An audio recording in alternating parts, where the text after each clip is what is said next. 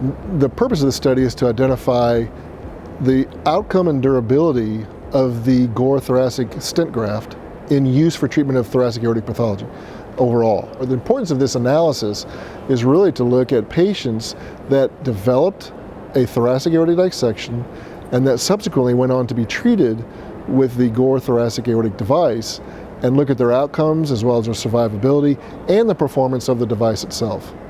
This is a real-world experience, and so what you're seeing patients that are treated not only in high-volume, big academic centers, you're seeing patients that are treated by providers or physicians that actually have good experience with the device but may not have the same volume. If you look at the number of patients that achieve follow-up over the 5 years, we have just over 97% of patients that achieve some form of follow-up during the 5-year window. There's several points that are very important related to outcomes from this data set. I think the most important is freedom from aortic-related mortality. We see that we have achieved freedom from aortic-related mortality in just over 95% of patients. We see that there is an all-cause mortality of just over 70%, which is certainly in line with all other published data.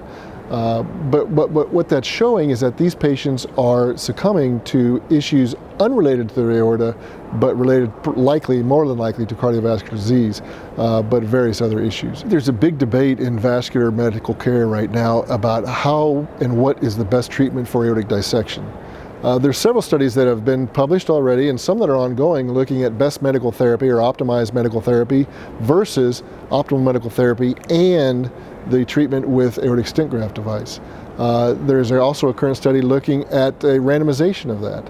I think seeing the results of that will be helpful, but I think what we're seeing here shows that in fact, yes, you can treat these patients, these dissection patients, with a stent graft device. It may in fact lower the bar of who gets treated with a stent graft versus who gets treated only with optimal medical therapy, or a combination of that and stent graft. Many times I'll see patients come in that we've decided to treat with optimal medical therapy, and their comment is, am I just a time bomb waiting to go off? I think this may lower the bar a little bit to allow us to treat some more patients, to give them a little bit more peace of mind, number one. Number two, many of these patients will have good remodeling of the aorta, which will allow them to really have resolution of any pain they were having, get back to a relatively normal state of life, and be able to do what they want to do, knowing that they've had this treated.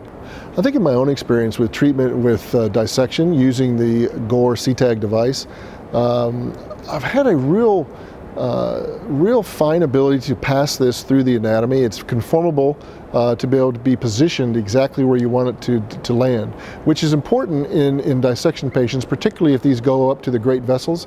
You want to be able to land that right at a certain point, either immediately proximal, immediately distal to the great vessels without impinging on another one of those vessels. So the deployment mechanism and the ability to deploy it where you want it, I think is important.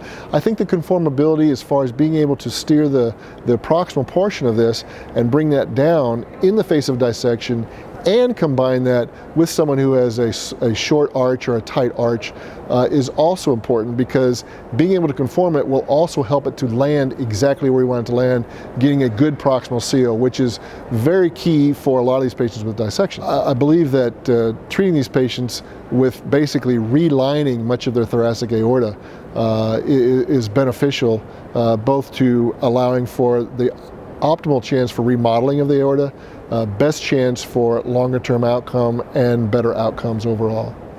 Having a patient with thoracic aortic dissection is scary for a lot of physicians. Treatment over the course of time and being able to show good long-term data with a high rate of freedom from aortic-related mortality, I think strengthens the position that many of these patients perhaps should be considered for this treatment if in fact they meet all the requirements for any type of treatment, any type of intervention at all. And what we found was that there is essentially no real difference between outcomes of the patients with acute presentation versus chronic presentation, and no real difference in outcomes of those treated for complicated issues versus those that presented with uncomplicated, or those that had uncomplicated presentation. So despite all of that, and the fact that nearly 54% of these patients were considered off-label by the IFU, we still had strong outcomes, strong survivability, and a good patient outcome overall.